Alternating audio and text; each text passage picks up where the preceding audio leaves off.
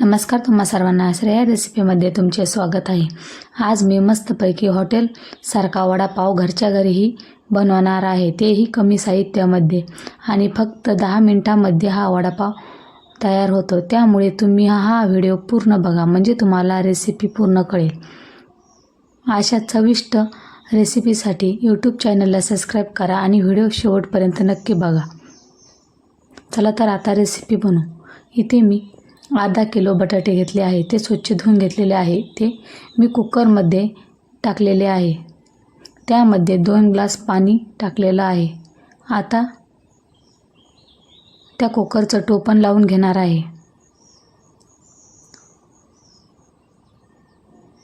टोपण पण लावून घेतलं आहे। आता गॅसवरती मी ते कुकर ठेवणार आहे आणि त्याच्या आपल्याला 3 शिट्ट्या होऊन द्यायच्या आहे।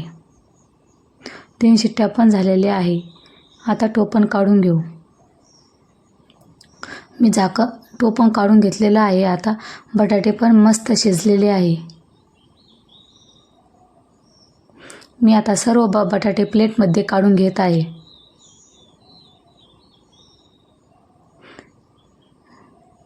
सर्व बटाटे अशा प्रकारे शिजलेले आहे। आता त्या बटाट्याचे साल काढून घ्यायचं आहे।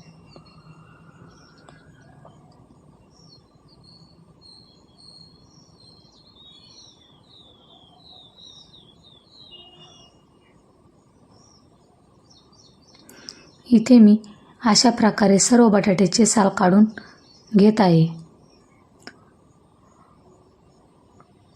सर्व बटाट्याचे साल पण काढून झालेलं आहे। आता त्या बटाट्याला आपल्या चमच्याने बारीक तुकडे करून घ्यायचे आहे, म्हणजे लवकर थंड होतं। आता आपण इथं वाटण करून घेऊ। इथं मी 4-5 मिरच्या घेतल्या आहेत, ते मिक्सरला बारीक करून घेणार आहे। आता कढईमध्ये 2 पळी तेल ॲड केलेलं आहे। त्यामध्ये लसूणची पेस्ट पण ॲड केली आहे। ती आता लसूणची पेस्ट व्यवस्थित तळत आलेली आहे। आपल्याला ती चमच्याने व्यवस्थित परतून घ्यायची आहे। ती लसूणची पेस्ट पण व्यवस्थित तळलेली आहे। त्यामध्ये हिरव्या मिरचीचा कूट पण ॲड करायचा आहे।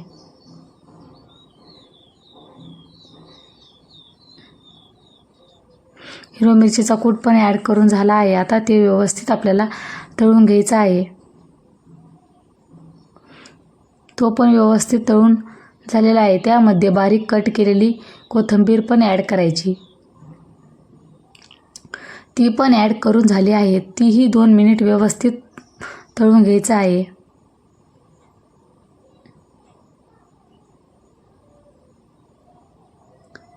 ते पण व्यवस्थित 2 मिनिट तळून झालेलं आहे। त्यामध्ये आपल्याला थोडीशी हळद पण ॲड करायची आहे।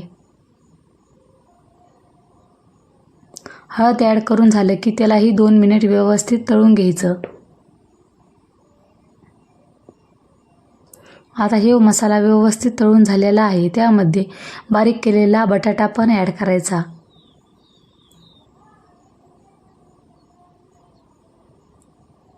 तो बटाटा पण ॲड करून झाला आहे। आता आपल्याला तो 2 मिनिट एकजीव होईपर्यंत मिक्स करीत राहायचा आहे।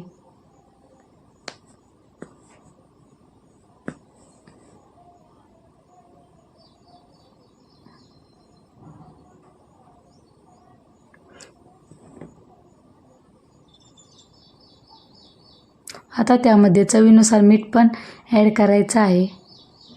मी इथं चवीनुसार मीठ ॲड करून झालं आहे। आता त्याला आपल्याला व्यवस्थित एकजीव होईपर्यंत मिक्स करून घ्यायचं आहे।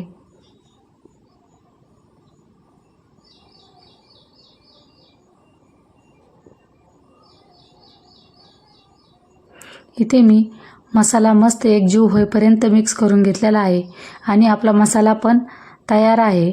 आता तो प्लेटमध्ये काढून घेत आहे मी। इथे मी प्लेटमध्ये पण काढून घेतलेला आहे। आता तो थंड होतोय तोपर्यंत आपण इथं बेसन पीठ तयार करून घेऊ। इथं मी 3 चमचे बेसन पीठ घेतलेलं आहे। त्यामध्ये थोडंसं मीठ आणि थोडं पाणी ॲड करून मिक्स करून घ्यायचं आहे।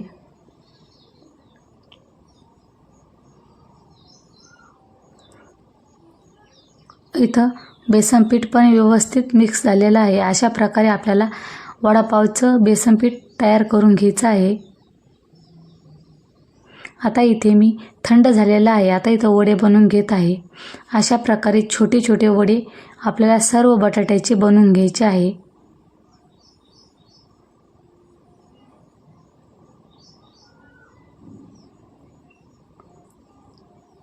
मी इथं सर्व बटाट्याचे अशा प्रकारे वडे बनवून घेतले आहे.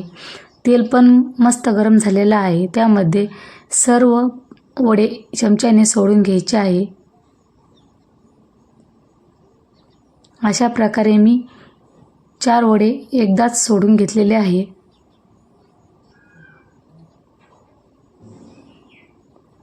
वडे पण सोडून झाले आहे. 2 मिनिट व्यवस्थित तळून द्यायचे आहे आणि नंतर मग आपल्याला त्याला पलटून घ्यायचं आहे. मी इथं वडे पलटून घेत आहे.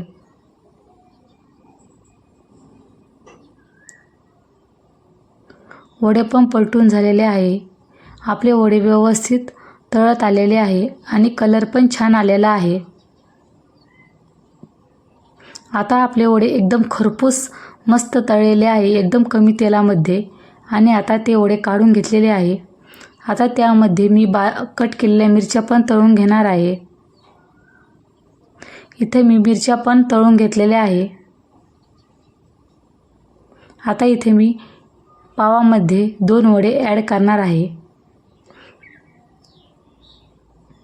ह्या साईजचे वडे आपल्याला तयार करून घ्यायचे आहे. म्हणजे परफेक्ट माप तयार होतं पावाचं आणि वड्याचं. अशा प्रकारे वडापाव तुम्ही घरी नक्की करून बघा. एकदम सोपी रेसिपी आहे आणि एकदम झटपट होते आणि एकदम कमी साहित्यामध्ये ही रेसिपी तयार होते आणि एकदम हॉटेलसारखी टेस्ट घरच्या घरी वडापावला मिळते. त्यामुळे तुम्ही हे वडापाव विकत न आणता घरच्या घरी वडापाव बनवून खा. अशा चविष्ट रेसिपीसाठी यूट्यूब चॅनलला सबस्क्राईब करा. व्हिडिओ शेवटपर्यंत बघितल्याबद्दल तुमचे मनापासून धन्यवाद.